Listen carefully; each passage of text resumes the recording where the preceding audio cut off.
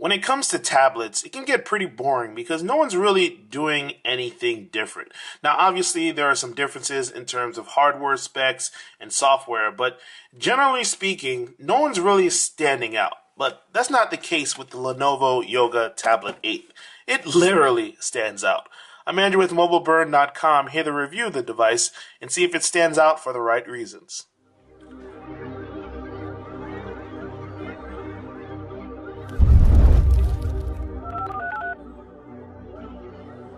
Now, when I say that the Yoga 8 stands out, I mean that in the literal sense because it has a stand built into it. This is something pretty unique. Now, we've seen kickstands put in smartphones before, but it's not that often that you see it put in a tablet, and that creates some very good use cases. If you're ever in a video chat and you just want to have it on your desk, or if you're watching a video and you just want to have it on your desk where you can look to it on the side, this is very comfortable to have. You don't actually have to hold the tablet. It stands up on its own.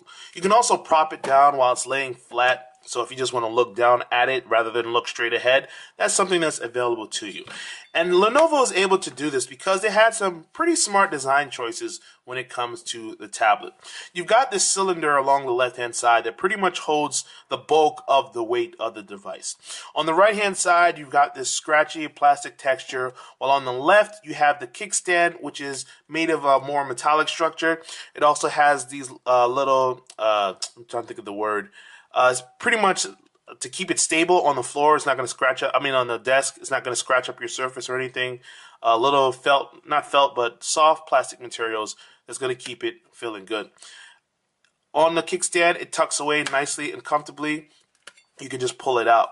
Now, one strange thing about that is because all of the weight is on the left-hand side, when you do hold it up in portrait, when you're reading a book or something, it might feel a little bit strange after a while. Your hand naturally cups around the side, and then your fingers just rest in the metal area. But sometimes it can feel a little weird. And if you're someone who's prefers to hold it with the right hand, you could do it that way or flip it over, obviously. But you're not going to want to hold the left-hand side. You're not going to want to hold the thinner side because it feels a little bit unnatural. But going back to the cylinder, right here you have the power button. Really smart to put it there. It's very easy, it's responsive, you can turn it on and off without issue. And the cool thing is when you have incoming notifications, this will light up a little bit, it'll give you a little pulse light to let you know, hey, you gotta check this out. Right here, you have your micro USB charging port. And on the opposite side, you have ports for your headphone as well as your volume buttons. The volume buttons, not the most responsive buttons out there, but they do work and they do get the job done. And while we're on the subject of volume, I should point out that the speakers on here are really nice. You've got dual speakers on the front. They're once again on the cylinder. So you see that this little metal pipe thing is pretty much the core place where all the design elements take place. You got your speakers here, and they tend to reach solid volume. They have Dolby audio settings on there, so it's not going to be obviously to rival your speaker, but it will be a little bit better quality than most. The cylinder is also what houses a 5 megapixel camera. It's not the greatest out there, but hey, it's a tablet and you typically don't expect much from tablet cameras. If you'd like to see an example, just follow the link in the description below. And on the front, you have a 1.6 megapixel camera. This is more for your video chats or your self-recording videos on the front. And because, of course, like I mentioned, it has the cylinder, you can prop it up for your video chats. What you're seeing right now is an example of the type of quality you can expect to see on the Yoga 8. So judge it for yourself. Once you get within the cylinder, you have a SIM slot that is blocked off because this is the US version. This supports Wi-Fi only, and it's B, G, and N. There's no A-band, unfortunately. And the micro SD slot supports up to 64 gigabytes, which is obviously very good. Internally, you only get about 16 or 32 gigabytes of storage, depending on which type you buy. And that's pretty much where the praise stops for this device, because as much as I like the design chances they took, they made some mistakes, some critical mistakes in a few other areas that I'm going to highlight now. Mistake number one is the display. This is an 8-inch screen, but it only has 1280 by 800 resolution. Now contrast that with the Nexus 7, which offers a 7-inch screen with 1920 by 1200. So you can definitely see a more high-def experience when you're looking at one of those devices. I've been using a Nexus 7 and an iPad mini in recent times, and the screen is way bigger than it is on this device. Way better, I should say, not bigger, because they're actually smaller. But you get more pixels in a smaller area, so the overall display quality is much better. It's not as bad when you're reading text, even though text can look okay in the browser on here, but when you're on the home screen, the text is definitely pixelated. You can see the very dotty icons that come up, that appear. When you're watching video is when you really notice the difference. It's not as much of an HD experience, so they cut corners on the screen and the device suffers as a result. Another problem is the performance on the Yoga 8. This has a 1.2 gigahertz quad-core processor, but it's a MediaTek processor. And MediaTek is known to be slower than other tablets that you typically see in Android. It has only 1 gig of RAM, so when it feels like it's struggling to do things, it doesn't load as fast as other devices. You definitely notice that it's not moving as fast along as it should.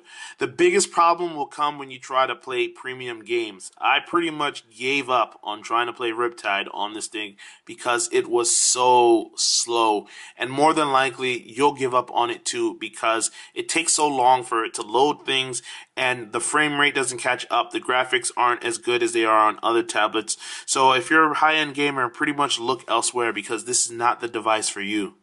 The software isn't much to write about either. Now, you could give them credit for trying something new, but honestly, this is just one case where they would have been better off sticking to the script. As you can see, there's no real app drawer in this situation. It follows more of the iOS 7 or MyUI approach, where you just have this endless stream of different apps. And when you look at the icons, you can see they're not very original either. This is another case where these are pretty ugly and cartoonish and childish. They would have been better off trying some other things. Now, with the skin that they have on here, it's not the greatest, but you do have themes. And like I said, the themes aren't that pretty. Something that's a little more interesting is the gestures that they put in.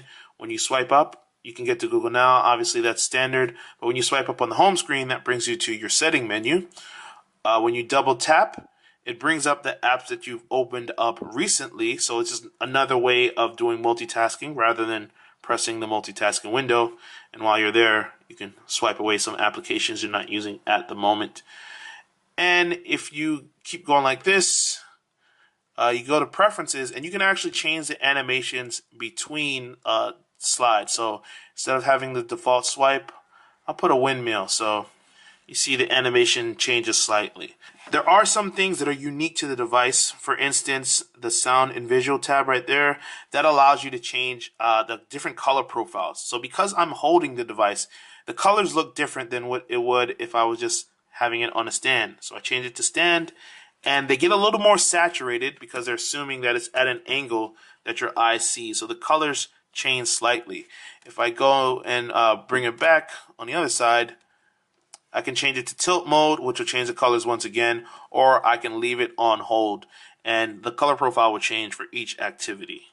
Now, in light of all the things that I've said about the Lenovo Yoga 8, you might expect me to tell you to run for the hills if you consider purchasing this device. But there's one feature that I won't say will make you overlook its shortcomings, but it'll at least prompt you to reconsider, and that's the battery life. This thing is incredible when it comes to battery life. 18 hours of battery life promise, and that's pretty accurate. And that's with the phone, with the tablet running, that's with video playing, reading books, browsing the web, playing games. Not high-end games, but games nonetheless. And it has a 6,000 milliamp battery packed away in here. And that thing really hums along. And I've got my issues with the performance, with the software, definitely with the screen. But if you can overlook those things, and some people might be able to, the battery life that's offered in the Yoga 8 and the unique form factor of having the tablet be able to stand up on its own, independent of you for video calling or video watching, is something that a lot of people will enjoy. So I think there is an audience for the Yoga Pro, but Most people, I would advise staying away if you've ever used something with a higher quality screen, because the screen will get to you at some point. Otherwise, I'd say that it has nice speakers, to recap, a very unique form factor, and amazing battery life. Hands down, the best battery life that you're going to get on a tablet. If those are the things that are most important to you, the Yoga Pro 8 might be worth a look.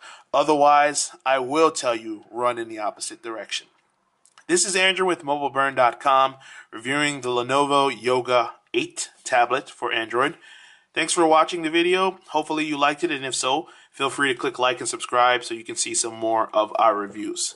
Until next time, thanks for watching.